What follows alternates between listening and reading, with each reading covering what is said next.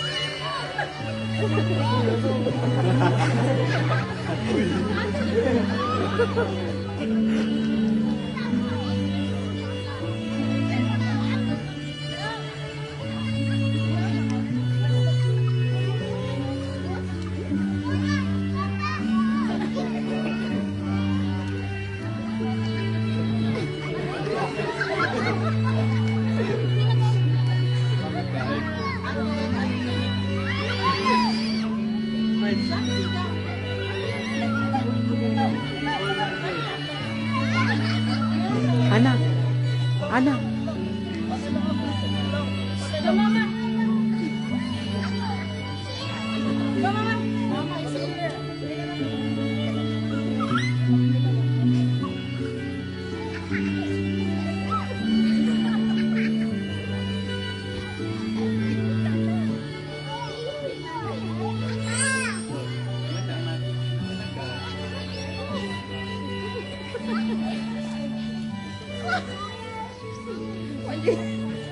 May sariling agin mo kataan eh.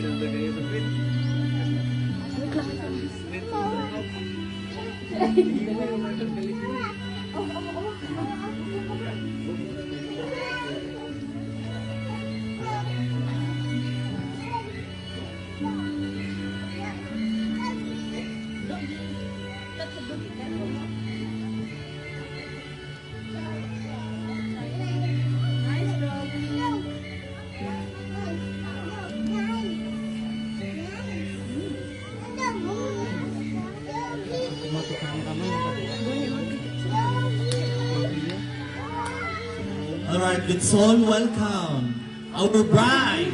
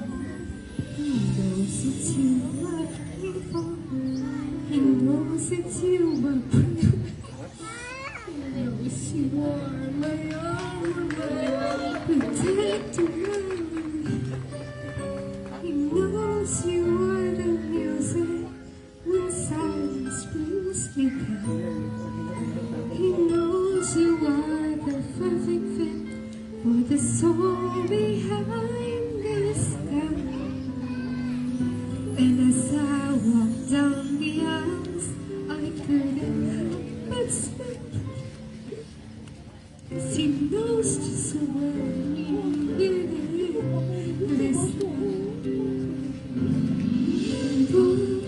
As he knows, and we follow his direction.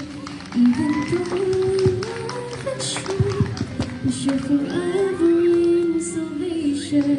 Through this life and beyond, we will let his will be done. 'Cause he knows that I am yours and you are mine. He knows you are my power when I'm feeling weak and sick. He knows you are my harbor that is just within arm's reach. He knows us even better than we ever know ourselves. He knows that we have differences, but he pulls us back in place. When the road we take get rough, he knows that we can steer them back. And he's ever there to help us clear the path. Oh, we know, yes he knows, and we follow his direction. Even though life is short, we shall forever in salvation. Through this life and beyond, we will let his will be done. 'Cause he knows that I am yours and you are mine.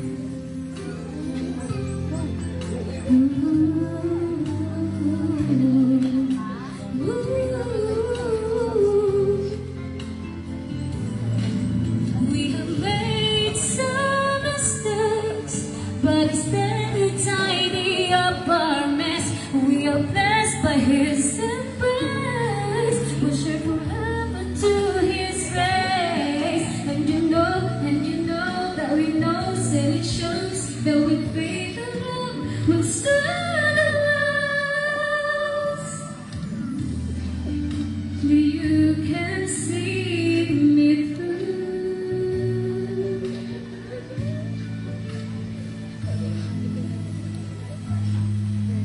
And because of this, Jesus, you have,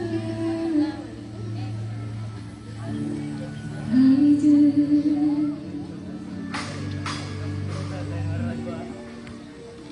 Let's all pray.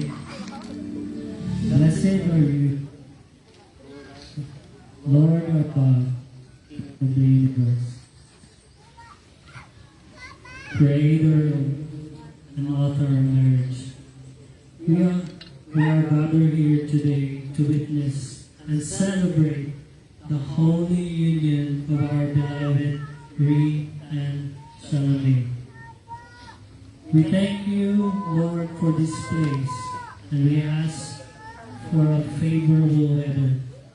Thank you, for it is your joy that we celebrate this ceremony as a reminder of your promise that one day you will come and get your bride and take us to yourself. Thank you, Father. May this day be full of joy.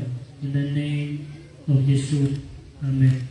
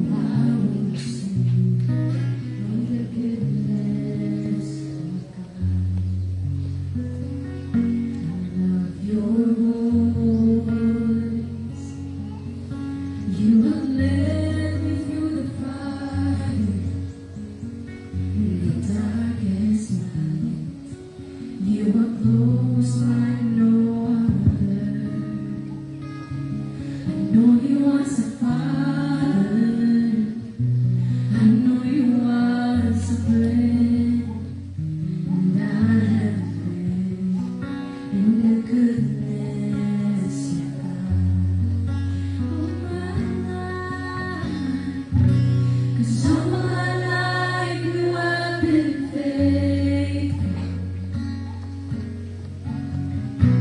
'Cause all my life you have been so, so good. With every breath that I am able, oh, I will sing of the goodness of God. 'Cause all my life you have been faithful. 'Cause all my life you have been so, so good. With every breath that I am able, oh, I will sing of the goodness of God. 'Cause your goodness is running after me. 'Cause your goodness is running after me. When my life laid down, I surrender now. I give you everything. 'Cause your goodness is running after me.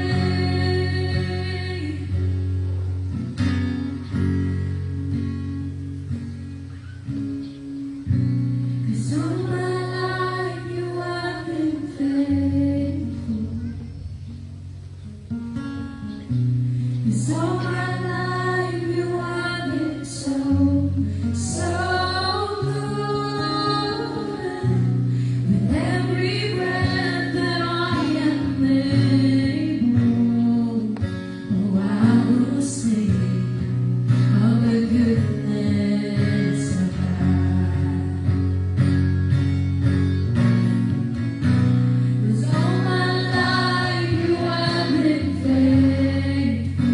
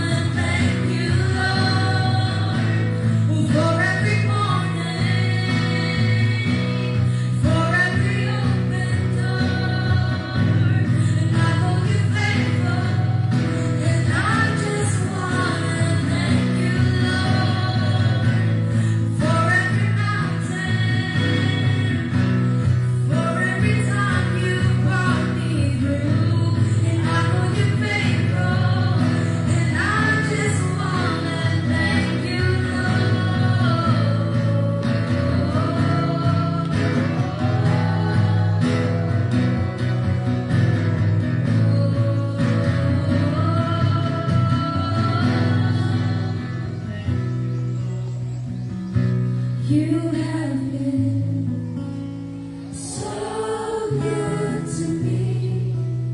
Oh God, I can't believe how you love me. What a friend you have been. You're so good to me. Oh God, I can't believe how you love me. What a friend you have been.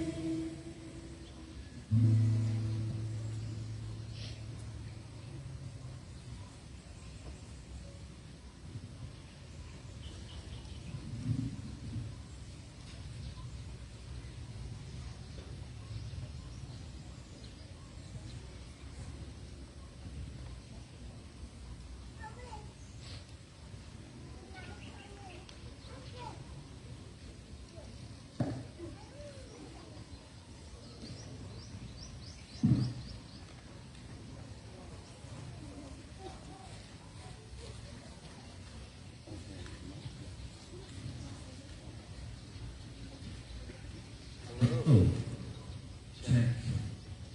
Hello, everyone. Everybody doing well?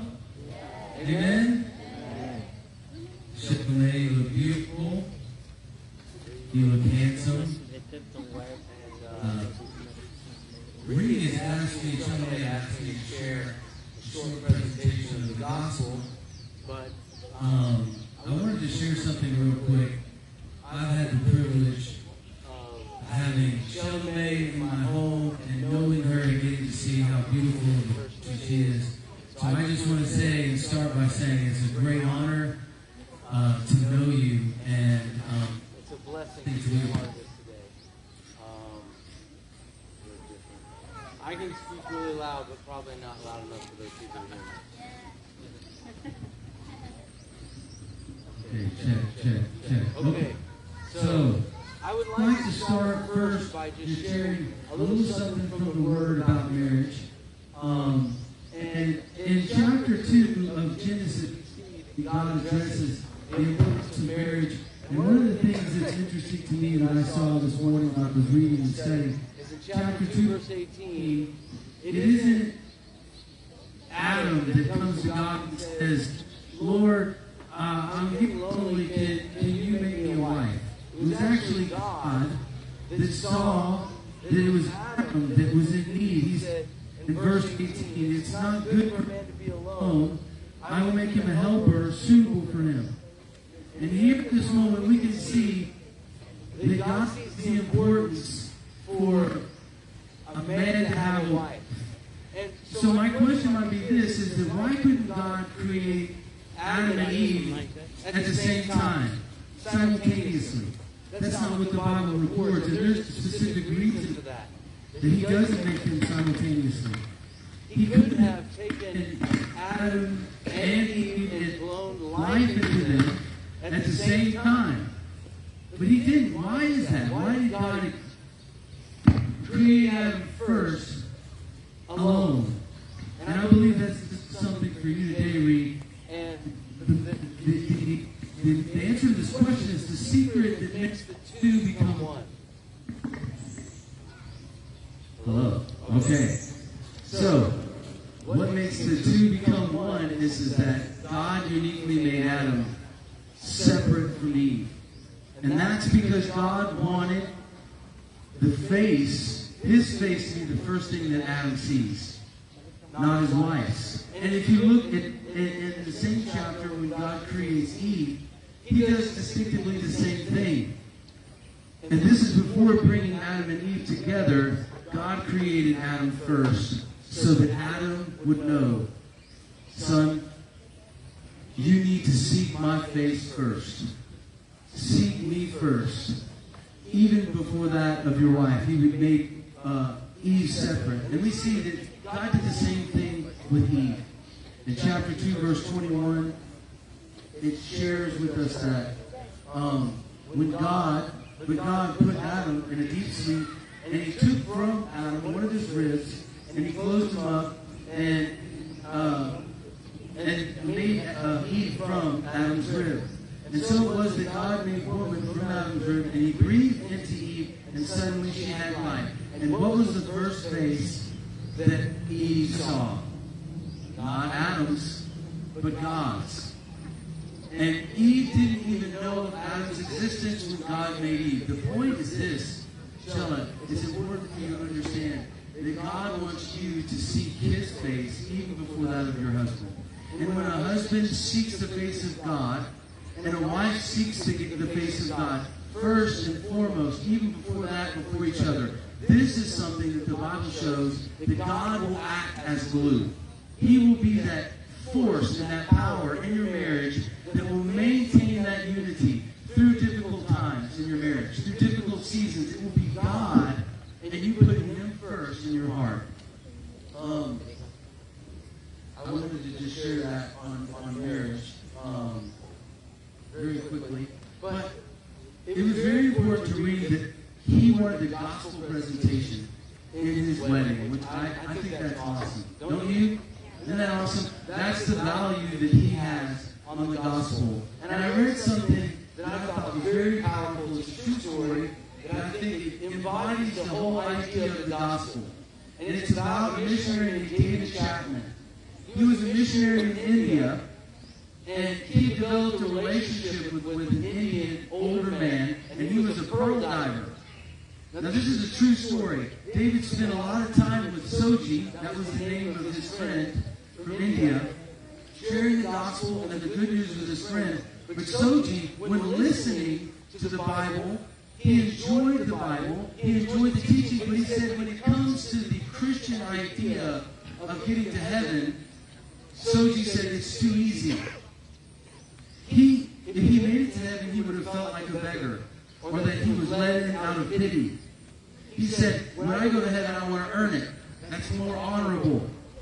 Now, the missionary tried as best he could to persuade Soji that this is a salvation by works, and it will never work, but Soji was a stubborn, proud Indian man. And as years went by, they maintained their friendship. And the missionary David continued to share the gospel with Soji, but he continued to believe faith by works. Now Soji, the old pearl diver, asked David, the missionary, to come to his house because he wanted him to show him something. So Soji told the missionary, I'm leaving to Delhi today, and I'm going to crawl to Delhi from this coastal city on my hands and knees, which is 900 miles. This is a true story.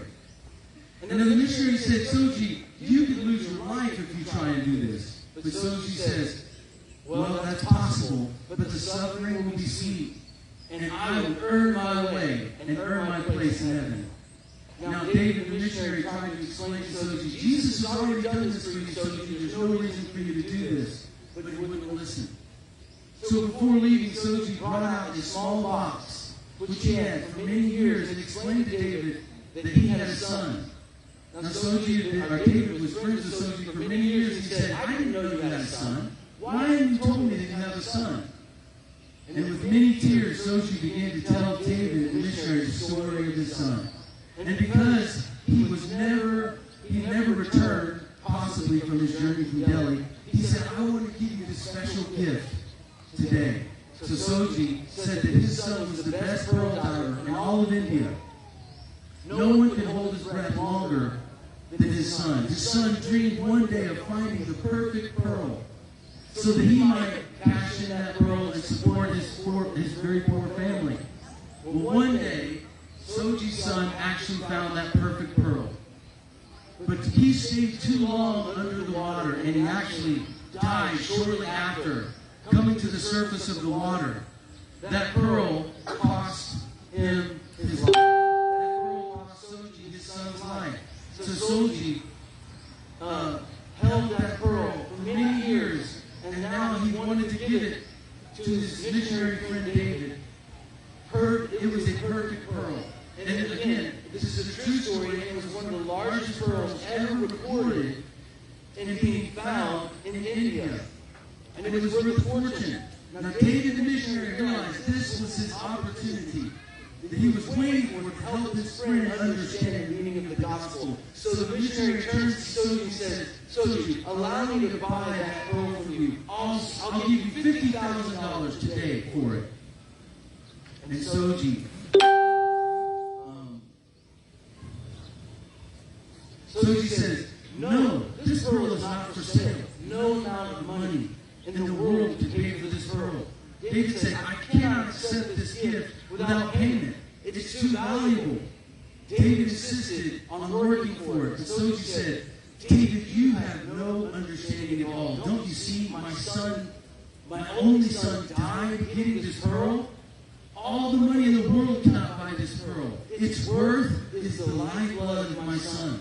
Selling you this pearl, that would be putting a price on my son's life. No, I will not sell you this pearl, but I will give it to you as a gift. So she said, just please accept this pearl as a token of our love and our friendship. And David took the hand of that Indian man and he said, Soji, don't you realize that this is exactly what I've been explaining to you? That what God did through his son Jesus, like the pearl, Jesus, his son, is not for sale, but he died for you. He gave his life for you. Listen, salvation isn't free in the context that it costs nothing. Salvation came at the highest possible price in all of the universe because it costs the blood of God. It costs God dying. Salvation isn't free in the context of it being something that doesn't cost anything. It's just being given to you for free, Soji. And it was on that day that this Indian man gave his heart to Jesus. And this is where Ephesians chapter 2, 8 and 9 comes forth. It says, for by grace you've been saved through faith, not of works of yourself. It is a gift of God, not works, lest anyone should boast. And it was that day that Soji gave his life to Jesus. That is a true story and a very powerful picture of the gospel. And in closing, I just want to share this one aspect in Mark chapter 1, verse 15. This is where Jesus says, the time has come and the kingdom of God is at hand. Repent and believe in the gospel. I want to talk about three things. Number one, the gospel. Two, to repent. And three, believe. First, I want to talk about the idea of believe. What does it mean to believe? By today's standards, believing just means that you give intellectual belief. I see that, I believe in it, I can casually believe in it, and it costs me nothing. But the biblical definition of believing is very different than the definition today. It means more than just simply agreeing in your mind that something might be true. To believe means trust. And that we believe so strongly in what God has said that we're willing to commit our lives to that. And to give a commitment of a lifelong commitment of worship. Belief is something much deeper than just believing that something is true. And here's an example. Suppose that you're walking along this path and you come to a bridge. And this bridge allows you to get from one side of a great cavern with a great fall that's very deep and treacherous. And this bridge allows you to cross from one side to the other. You might look at the bridge and believe that it might hold me. You might even watch other people your weight and size walk across that bridge and think, well, okay, it can hold my weight. But so far your belief is just in your mind. It's something in your thoughts. It's not something that is really hit home. But when does belief really take place in the context of the bridge? And that's when you're willing to walk across it and believe that it's going to hold your weight and not allow you to plunge to your death. Belief is something that is deeper than the surface.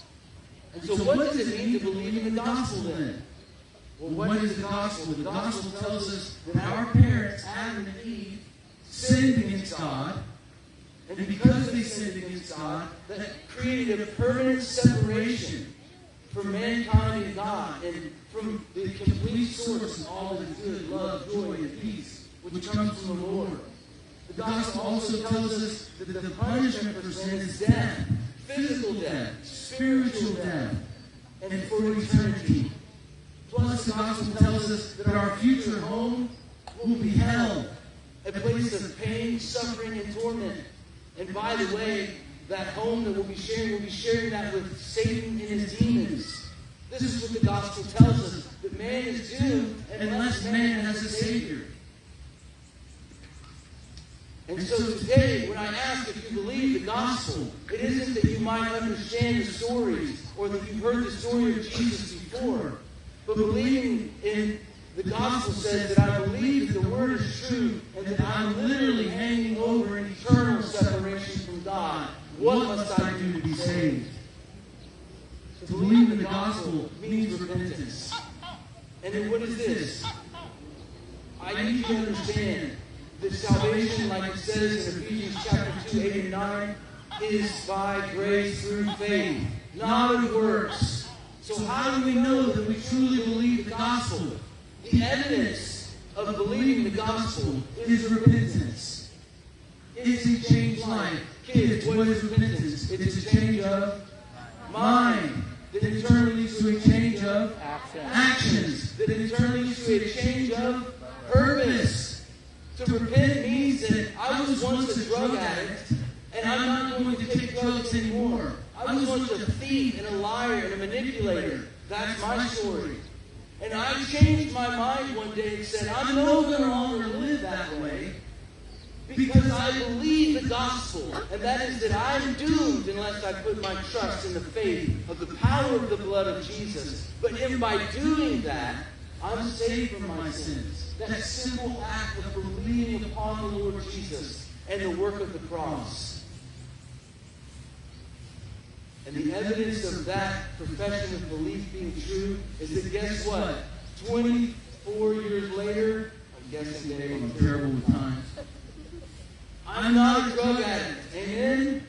I'm not a liar and a manipulator. The transformative power of the Holy Ghost changed my life. And that's the evidence that I believe the gospel. And listen, it was also important to read that I make an invitation. That maybe today you're hearing the gospel and God is moving your heart. Maybe today, if you die, do you know that you would go to heaven? Do you know that you would be received by the Father because the blood of His Son has covered and paid for your sins? If you're not 100% certain, and you want to make a decision today, here on this special day of Bree and Shelley wedding, listen, I want you to raise your hand. And in doing so, we're going to come and talk to you and share in detail the gospel with you. And talk to you about what it means to be saved. But I want to give everyone a chance today, at Reed's request. Is there anyone here today that wants to make a profession that they're going to believe in Jesus, believe on the Lord Jesus, and be saved, that you've never made that profession before? If there's someone here, I want you to raise your hand. While I allow, because we can talk to you later. Anyone today that wants to receive Jesus? Well, I pray for all of you that we would all take and carefully look at our lives in relation to Scripture and the importance of being certain about our salvation through the work of the cross. Amen? So, thank you very much for allowing me to share the gospel and also bless you guys. Thank you very much.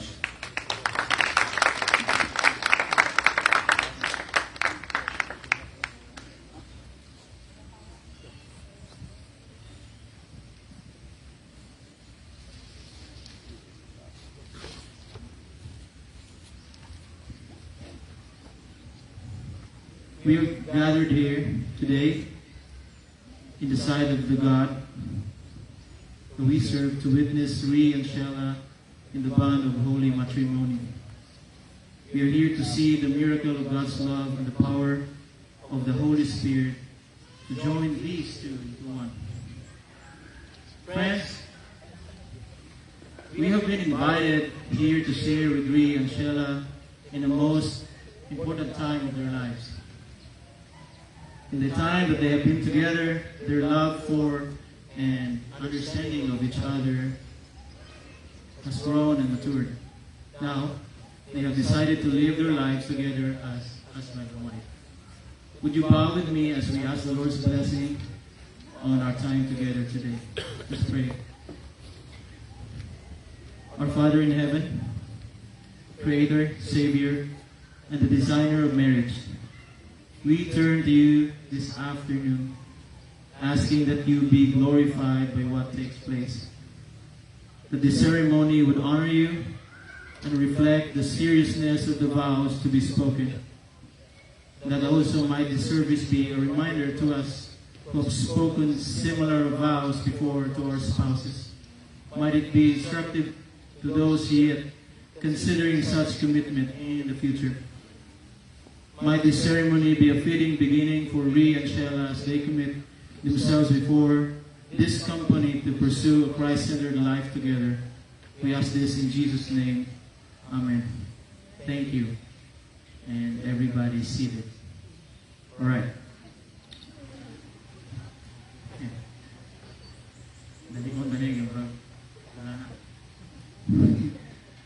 Who gives this woman to be married to this man?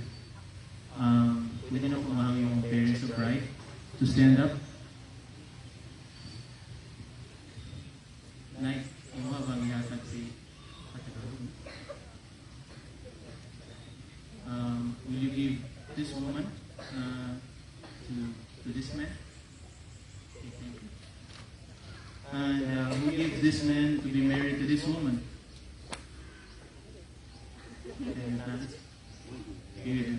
Okay. In this union, you may be seated. In this union, Rhea Thomas, William Blash, and Sheila May Carinio now come to be joined. If any of you can show a just cause why they might not be joined together, I would love for you to speak up now, or else hold your peace forever. O sa barangay na lang daw. Wala? Alright, let's go. If not, we will proceed to the marriage ceremony. Read. Do you take this woman to be your wife, to love her, to comfort her, to provide for her, forsaking all others, clinging only to her as long as you both shall do? Sheila?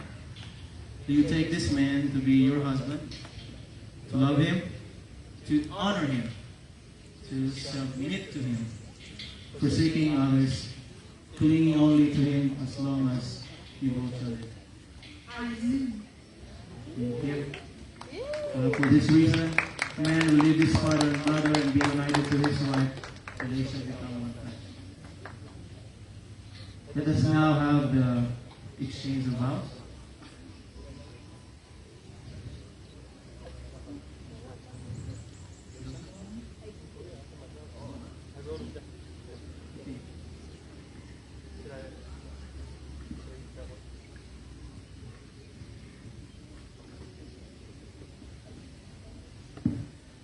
I wrote this. Sheila May, I love you more than words could ever explain. And as poetic and deep as I wish my language to be here, no mortal words can adequately draw out the intensity of love I have. I'm accustomed to being abandoned, but you stuck by me even when I wasn't. I'm acquainted with feeling unloved, but you love me in my most vividly unlovable moments. I'm familiar with feeling unwelcome, but you welcome me right into your life with a giant hug when I was about as easy to hug as a prickly cactus. I am convinced you're amongst one of the godliest and most kind people on the earth today. Definitely amongst the ones I know, and I know many. And no, it isn't because my personal bias, you're simply true. You're submissive but forthright with me. Not afraid to tell me when I'm wrong and call out my sins.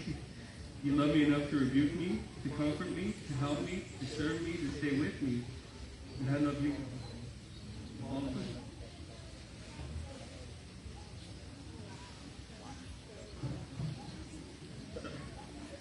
And I will return to serving, comforting, and staying with you, and to rebuke you as well.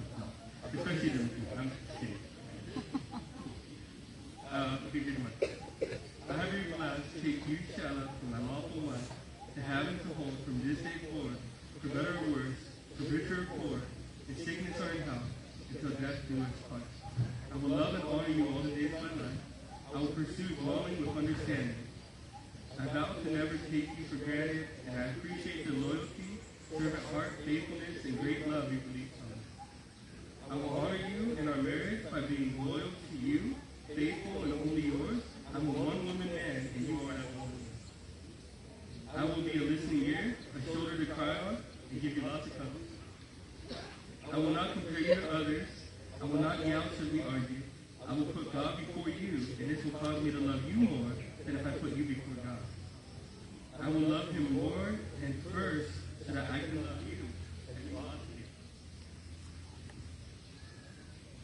I will be patient and kind with you. I will die to self to treat you right when I'm in a bad mood. I will humble myself and be quick to apologize when I mess up. I accept Renz and Nikki as my own, and I will love them as my own, and strive to teach them how to love others, follow Jesus, and to teach them sound doctrine best I can. I will love you, and then by choice and by faith, even when there's not fireworks, honeymoon, butterflies, and goosebumps. Because love is not a mere feeling, but a choice, a verb, and a denial of self. I will love you 3,000 forever. I will love you until death do us part. I will annoy you by often asking for ube milkshakes, because ube is really good. I will always place you above ministry. I will regularly have personal date nights with you. I will lead our home with godliness and holiness. I will teach our family what God is like and how radical his grace is, because God is love and because the cross works. I will find how we complement and grow together. I will bring out the best in you while accepting you for who you are at the same time. I will establish strong spiritual discipline in our home. And okay, fine, I'm going to die. And okay, fine, I'll go to the gym too. I'll take you for my lawful wife. And I love you forever.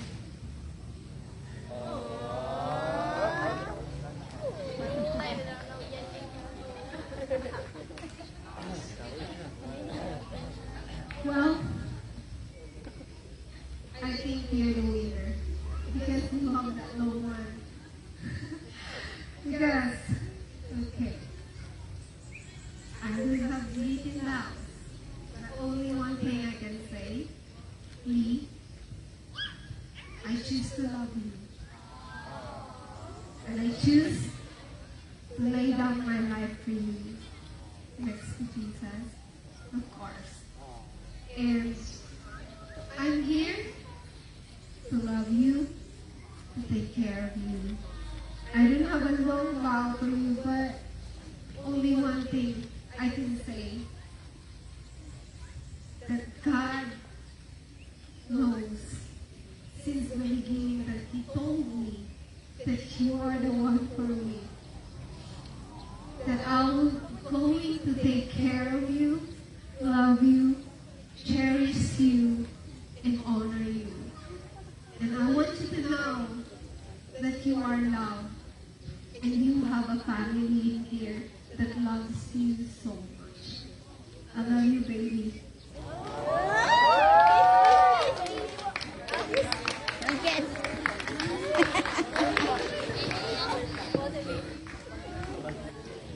Wow.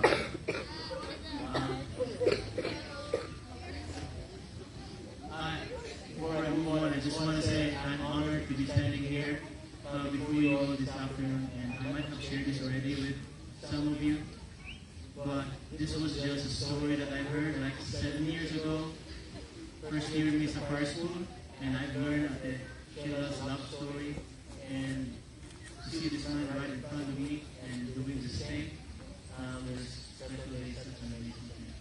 Thank you, brother, for coming. All the way from yeah. All right, let's have now the exchange of these.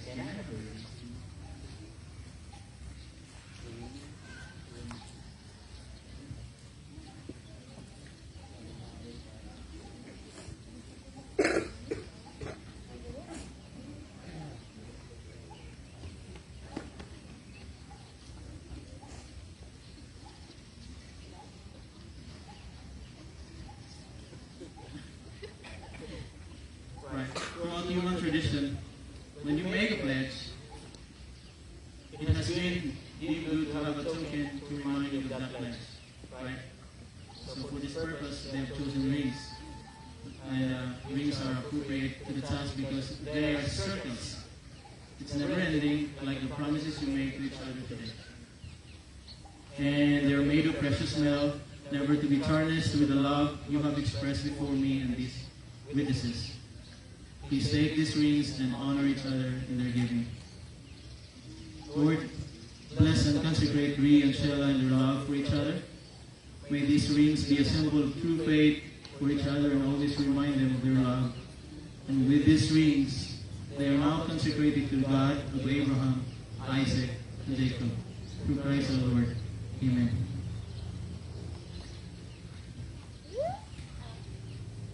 Ree, as you place the ring on Sheila's finger, repeat after me. I know you've said some part of this already. I take thee, Sheila, to be my wife, to have and to hold, in sickness and health, richer or poorer, in joy and sorrow. And I promise my love to you, and with this ring, I take you as my wife, for as long as we both shall live.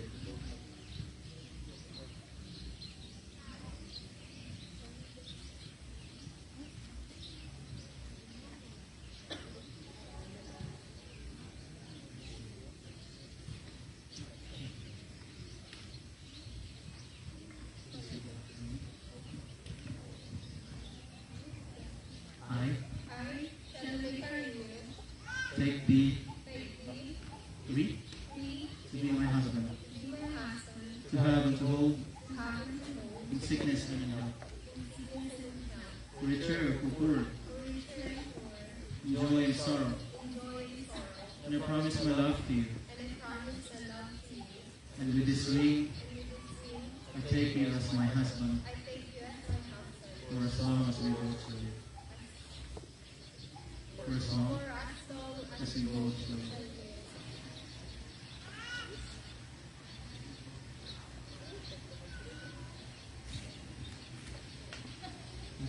You may be seated for this one.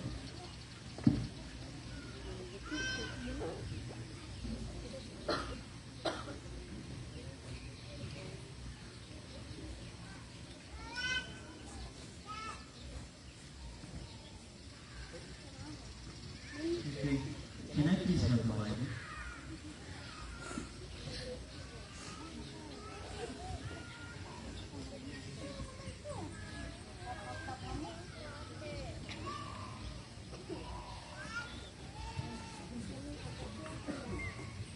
This Bible symbolizes the power of God's Word that will serve as your guide to protect and to provide you with the words of wisdom from the Lord Almighty, that we may live with its teachings, that we will pass on to your children and to your children's children. For the Word of God is firm and sure foundation at home. Let's pray. O Lord, may Ree and Sheila be faithful in establishing their home and have it founded to your word. Let your word be established as a lamp to their feet and a light to their path. May your word become the supreme in their lives and in their family. In Jesus' name, amen.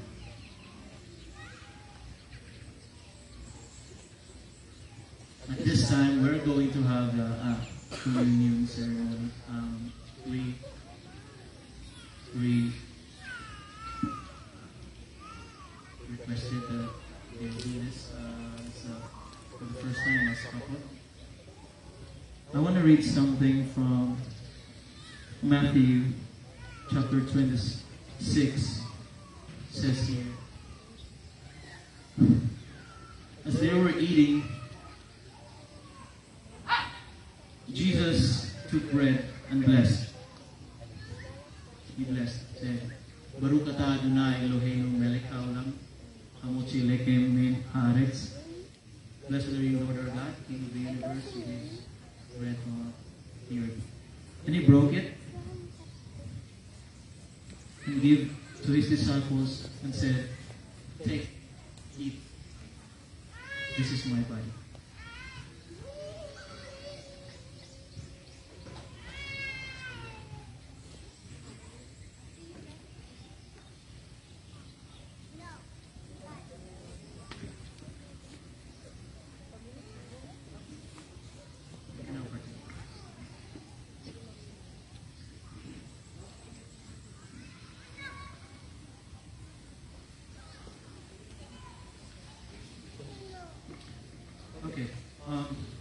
let's move on.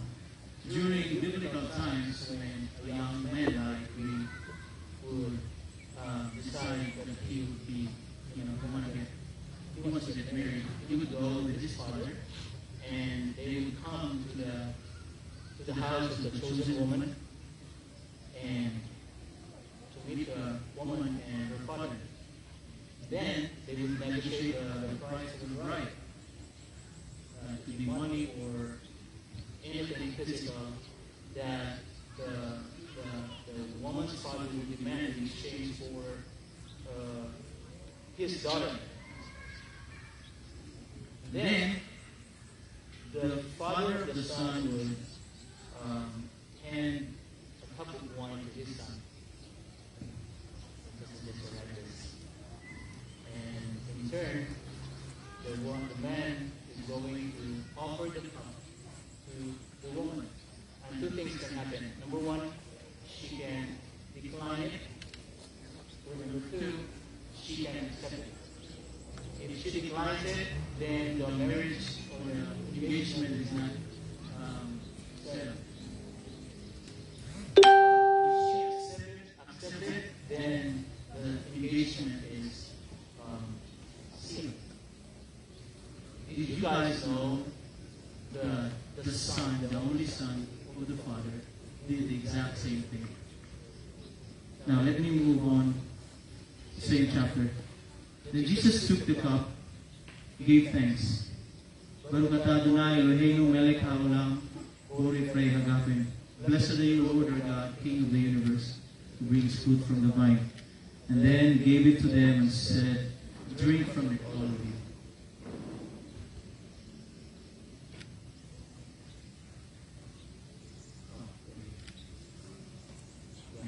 So if they accepted, so sorry, if they accepted, that was Jesus' offer of marriage. It was a marriage proposal.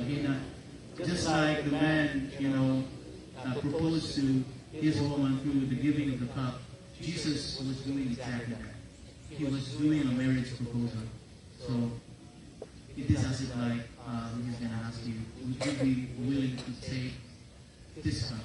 When you take this cup, that means what I'm saying is you will accept my love, you will accept that well, my life is 4 years. I'm willing to give my life to you. Will you marry? And then if you drink it, that means that you are now engaged in this love relationship between you and God who created you. Can you do that? Okay, let's pray. And then he said, this is the blood of the new covenant which is shed for many for the remission of sins. But I say to you, Jesus is saying, I will not drink of this fruit of the vine from now on until that day when I drink it new with you in my Father's kingdom. This is just the engagement. When they were doing the Seder meal, that was the engagement. But the wedding is yet to happen. And Jesus said, I'm going to skip this part, but I will drink it with you in my Father's kingdom. Okay. Let us now have the coin ceremony here.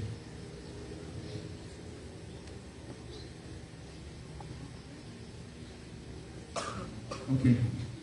Originally, there was an understanding of a husband as the breadwinner and the wife as the home maker. So the coins were given and received not in the spirit of reciprocity, but in a give and take relationship. Nowadays, the coins are a reminder of good stewardship for all couples, that they will mutually support each other, their children, and the world around them. May God bless these coins that symbolize mutual support and responsibility.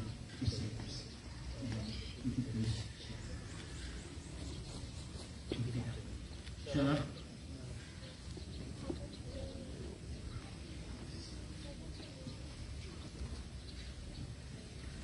I give to you these coins, as this will serve as a pledge of my unending dedication to your welfare and to our children's welfare.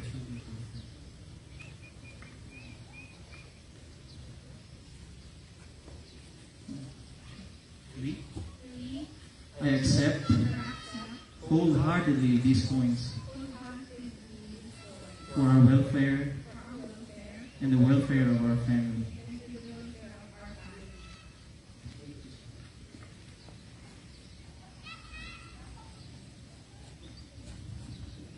Okay, let us have the veil and cord ceremony. May I ask the veil sponsor to join me and lay the veil over to the groom and the bride to clothe them together?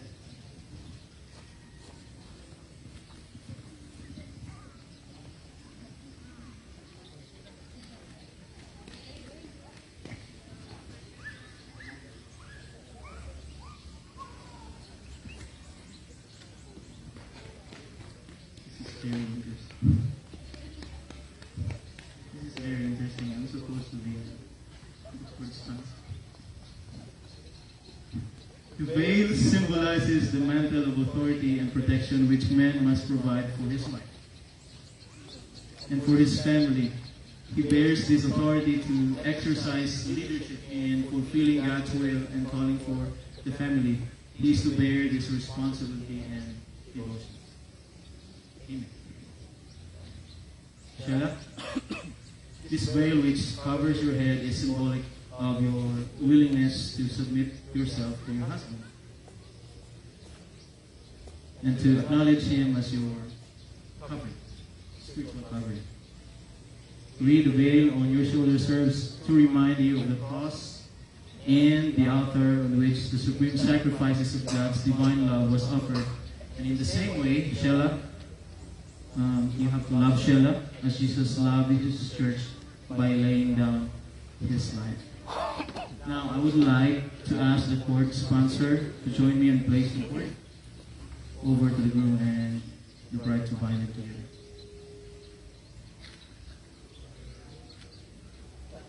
All right. That's the Lord of grace and our Lord.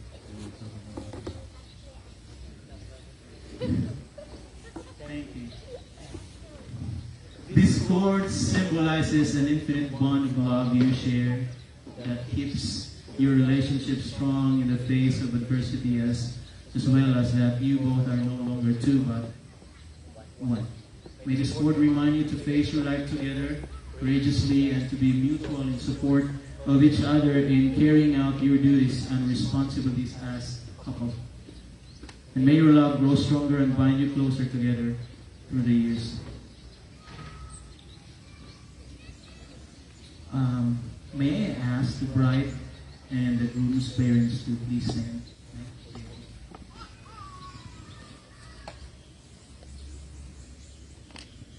I want to say this first to Nanay. Mrs. Carino, are you willing now and always to support and strengthen this marriage by upholding both Ree and Sheila with your love, your concern, your counsel, and your prayers? Okay po ba yun? Thank you po. Yes, sir. And Mrs. Pruitt, are you willing now and always to support and strengthen this marriage by upholding Ree and Sheila with your love, your concern, and your counsel and your prayers?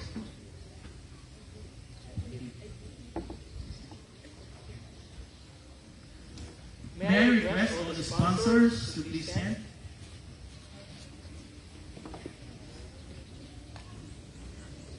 On behalf of the couple, Ree and Sheila, I would like to thank you for standing with them as sponsors. I exhort you, let your lives and marriages serve as a godly example for Ree and Sheila to follow as they begin their own family. When time comes that they need to seek counsel, kindly extend your advice in accordance with us. Thank you. And I would love to call Pastor Arman Valdez and Pastor Arlito to pray for the couple.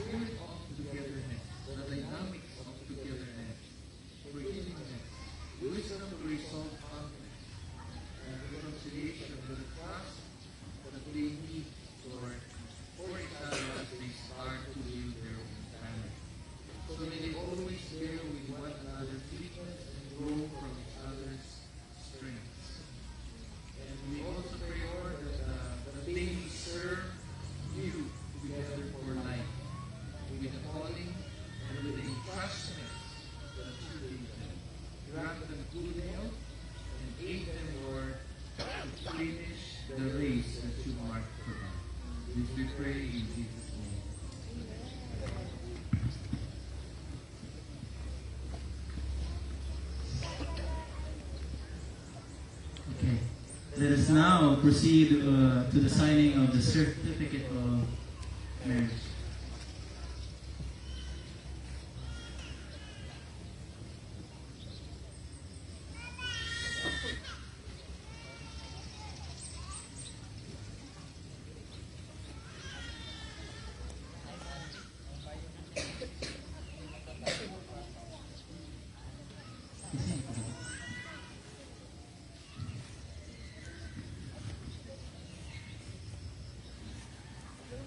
And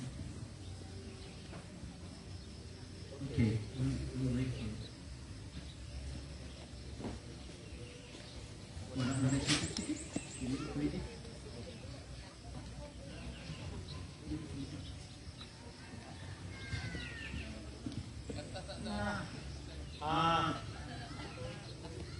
You know what? Marie has a song. But because we're waiting for the certificate, we're supposed to sing this with them. But, oh, there it is. Okay. I would like to request duha kaninong o duha kaninang to come here and sign.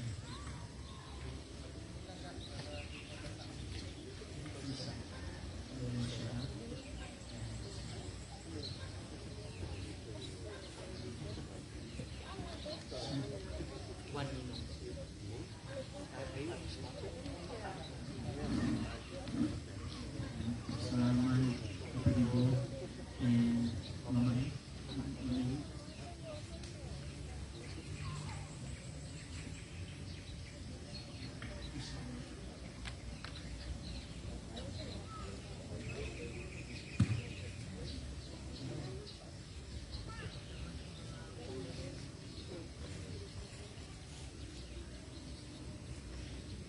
Okay, okay. Thank you.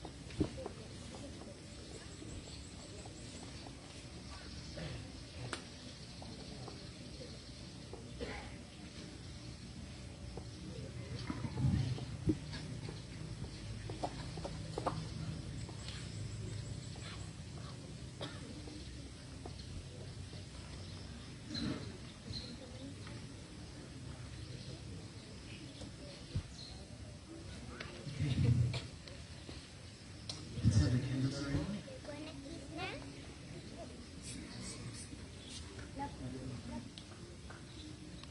Oh, wait. Sorry. For the sponsors of Veil to remove the cord as well.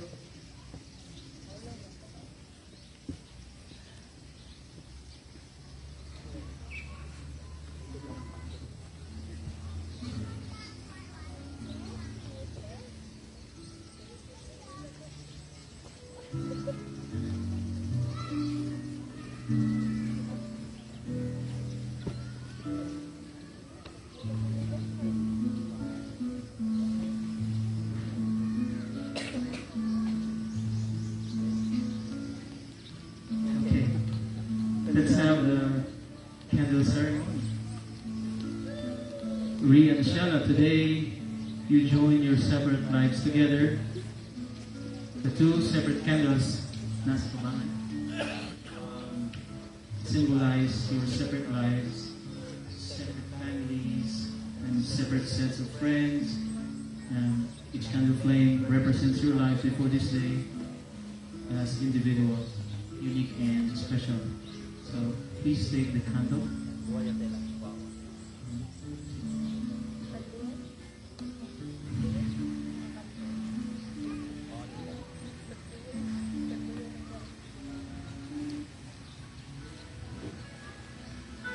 And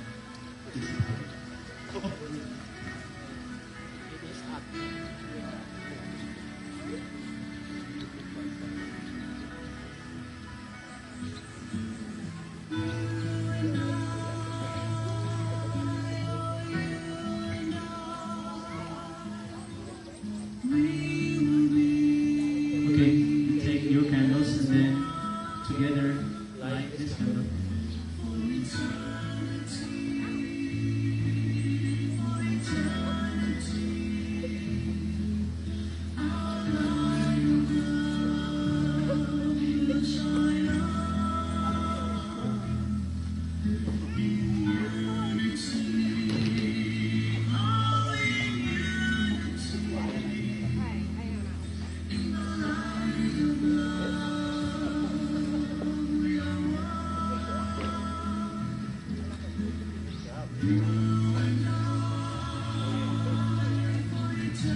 Okay, the center candle symbolizes the presence of God in your union. So this is the commitment, Rhea and Sheila, to become one in marriage as newlyweds. It signifies the light of your love and faith and the presence of the divine guide to your path. Let's pray. Father, grant Sheila and Rhea the grace to find life-giving hope in the beautiful, courageous commitment they're entering today. Kind of hope that will help them grow into their best selves and add goodness to the world. Hope that they will be able to overcome the challenges that lie ahead together with you. May your light illuminate their path as we celebrate their union on this beautiful day of Shabbat into a shared future, giving warmth and security in their love for each other. Amen.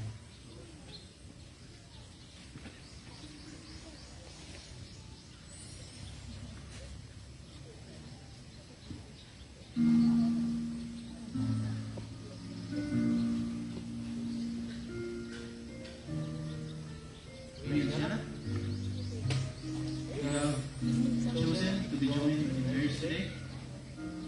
The Bible says two are better than one. They receive a good reward for their toil because if one fails, the other can help the companion to stand up again. In my presence and in the presence of your family and friends, you have exchanged vows and made promises. You have opened your hearts to one another and declared your love and friendship, and have united yourself with the exchanging of rings. Therefore, by virtue of the authority vested upon me by Aruga Community Center and the Republic of the Philippines, with the blessings of God, it is my pleasure now to pronounce you husband and wife, according to the ordinance of God and the law of the Republic of the Philippines, in the name of the Father, and the Son, and of the Holy Spirit.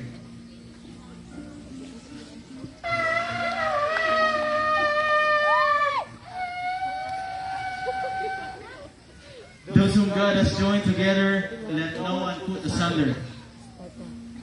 May I request everyone to please stand for the benediction?